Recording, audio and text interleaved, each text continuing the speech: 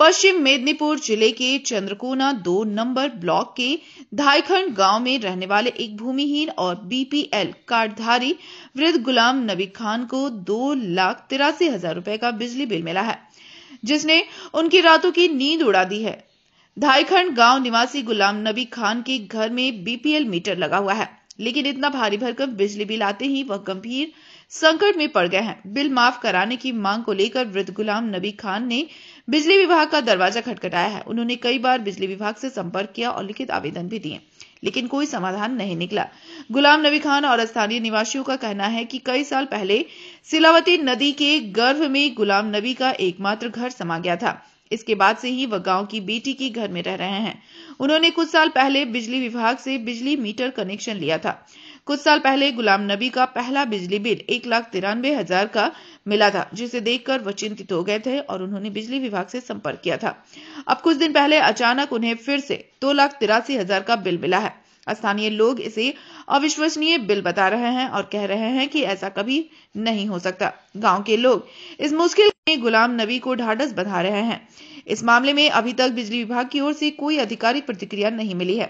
हालांकि चंद्रकोना बिजली विभाग के सूत्रों से मिली जानकारी के अनुसार उस व्यक्ति ने 2010 से कोई बिजली बिल नहीं चुकाया है। पूरे मामले की जांच की जाएगी और आवश्यक कार्रवाई की जाएगी। अब यह देखना बाकी है कि बीपीएल सूची में शामिल इस वृद्ध गुलाम नबी खान के लिए क्या समाधान निकाला जाता है।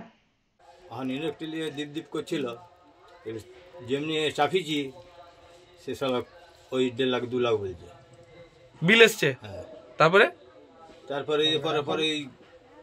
ফাইল 2,83,000 আর লোককে বলছি কেউ আর হাত দিচ্ছে না। তাহলে কি লাইন জ্বলছে বাড়িতে?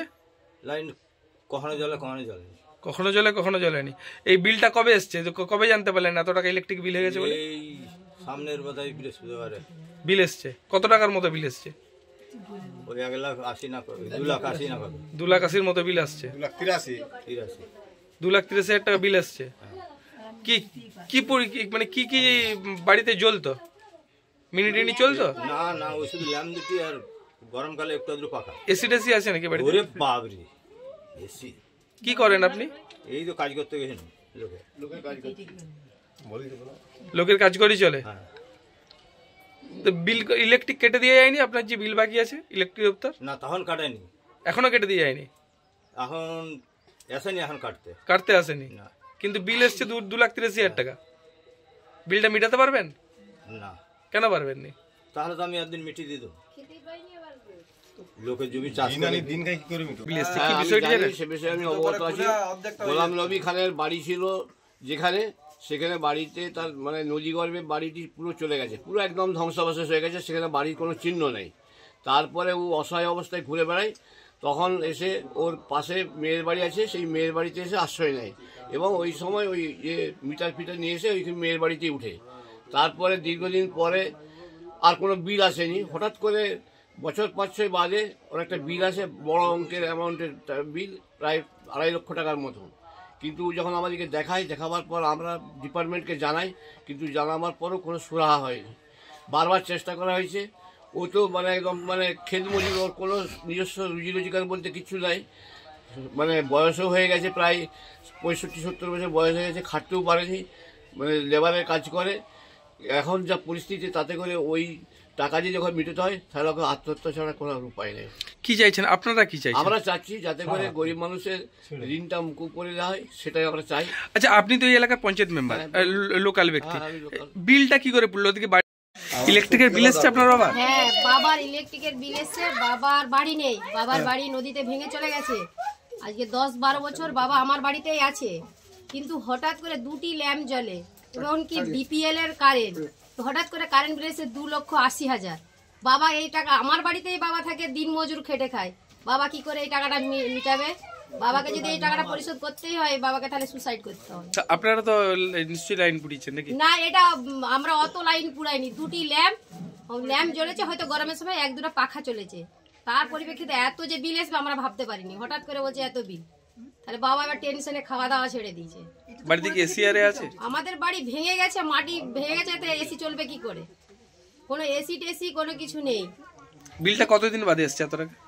5-6 বছর পরে বিল এসছে, তখন কারেন্ট খারাপ হয়ে গেছিল 5-6 বছর কোনো আমরা কারেন্ট চালাতে পারি না, কিন্তু তখন আমরা দরখাস্ত দেওয়া হয়েছে 2-3 বার, কোনো কিছু মানে সুরাহা হয়নি। তো আবার যে হঠাৎ করে এসেছে কারেন্ট বিল দিয়েছে, তারপরেও বাবা চারদিকে দরখাস্ত দিয়েছে, তাতেও কিছু হয়নি। এখন বিদ্যুৎ দপ্তর কি বলছে? বিদ্যুৎ দপ্তরে যে বিল ধরিয়ে দিয়েছে, বলছে এই টাকা মিটাতে হবে, কিন্তু ও মিটাতে গেলে ও সুসাইড করতে হবে, ওর কোনো জমি জায়গা কিছুই নেই, ও ভূমিহীন মানুষ। আপনারা মিটিয়ে দেবেন? আমরা কোথায় পাবো? আমরা পরের ঘরের বোমা হয়ে গেছে, আমরা কি করে? গোলাম নবী খান। হ্যাঁ, কি বিষয়টা উনি বিদ্যুৎ নিয়ে একটা সমস্যা হয়েছে। ও অনেক জায়গায় ছুটাছুটিও করেছে, বাড়ি তো ছিল আর একটু উত্তর সাইডে, সেখানে নদীর গর্ভে চলে যায়, যাবত প্রায় 15 থেকে 16 বছর। এবার আমাদেরই জমি আছে এখানে, ওর জামাই ঘর ছিল, এখানে যে মাথায় বস করেছিলাম খাসের জায়গাতে, সেখানে আমরাই সব পার্টিগতভাবে আবার নিয়ে এসে ওই জামাই বাড়িতে রেখেছিলাম। সেই জামাই বাড়িতেই আছে দীর্ঘদিন। হঠাৎ করে কিছুদিন আগে শুনতে পাই যে ওর একটা কারেন্টের সমস্যা হয়ে গেছে, তো তাতে বিল আসছে প্রায় 2,80,000, এরকম একটু সামথিং বেশি হবে কি কম হবে। তো শোনা যায়, আমরা তো ধরুন শুনেছি যে ও অনেক দূর করে যাচ্ছে আসছে ইলেকট্রিক দপ্তর দিকে, কিন্তু আমাদের কাছে তো সেরকম কিছু রিপোর্ট নেই। তবে জানি যে ও ইলেকট্রিক একটা ভালো সমস্যায় ভুগছে। ওই লোকটা কি ওই বিলটা মেটাতে পারবে? ও কখনোই পারবে না দিতে। ওরা কিভাবে পড়ালে? বাড়িতে এসটিএসসি কিছু আছে ওদের? না, এসব কিছু নেই, সাধারণ খেটে খায়। মেদিনীপুর জেলা से ब्यूरो रिपोर्ट, PBTV न्यूज।